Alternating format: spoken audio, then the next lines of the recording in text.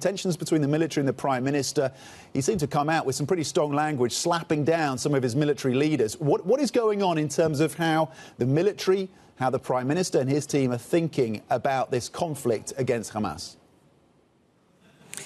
Yeah, it's pretty remarkable to see all of this out in the open, Tom. And definitely what you're seeing now is an emerging wedge between what some military officials within the Israeli army are saying versus the official government stance. And what we're talking about here is an interview that one of the Israeli admirals gave to Israeli TV yesterday, in which he stated that to say that the goal of simply allowing Hamas to disappear would be like throwing sand in the face of the public, i.e., what he's saying is that their objective, their stated objective of completely allowing for Hamas to be destroyed and neutralized, which is what the government has been consistently saying since the last October 7, since the war started, since October 7, is something that is unachievable. And of course, the Israeli Prime Minister was quick to clap back, saying that we cannot leave Gaza until all of the hostages are returned, and we've also succeeded in eliminating and neutralizing Hamas. And therefore, the fact that the military are saying that one of those objectives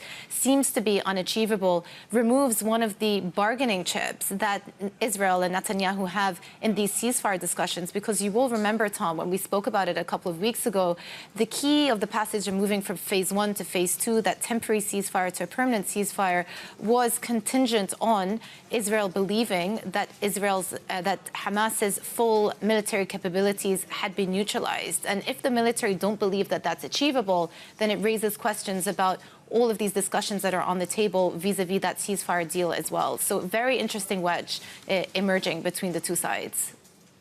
Yeah, indeed. And it was interesting to see those military leaders, or that military leader as well, essentially echoing, as you say, what we've been hearing from the US in terms of their concerns that ultimately Hamas cannot be completely defeated. When it comes to the northern border, then, Israel's northern border with Lebanon, tensions there, we know, according to reporting, that Israel's military is drawing up plans in terms of a potential offensive against Hezbollah. What is the latest in terms of what's happening in that particular part of the geography? That's right. So U.S. envoy to the region, Amos Hochstein, has been touring several countries. He was in Lebanon and most recently met with Israeli officials. And the purpose of those discussions were obviously to push forward with those ceasefire talks, in addition to talk about how they can supply further humanitarian aid to the Gaza Strip. And then the third pillar has been looking to de-escalate the tensions on the Lebanon border. There have been daily crossfires, exchange of fires. There's been rockets fired from both sides ever since October 7. But the major difference, Tom, is that in the last few days, the rhetoric has really escalated.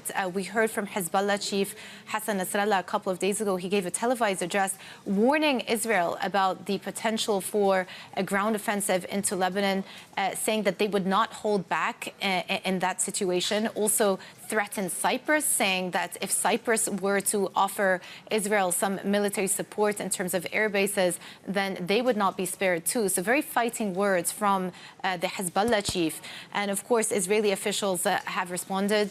They too are saying that they are ready and willing to start with that offensive in the northern border. But this, of course, as those mediation efforts continue, as I spoke about, Amos Hochstein has been in the region trying to calm down the situation. But what Israeli press are saying yesterday is that the talks vis-a-vis Lebanon have reached somewhat of a dead end. So it does feel as though if things are going to blow up on that border, it should happen in the coming days. So we're keeping a close eye on the situation there.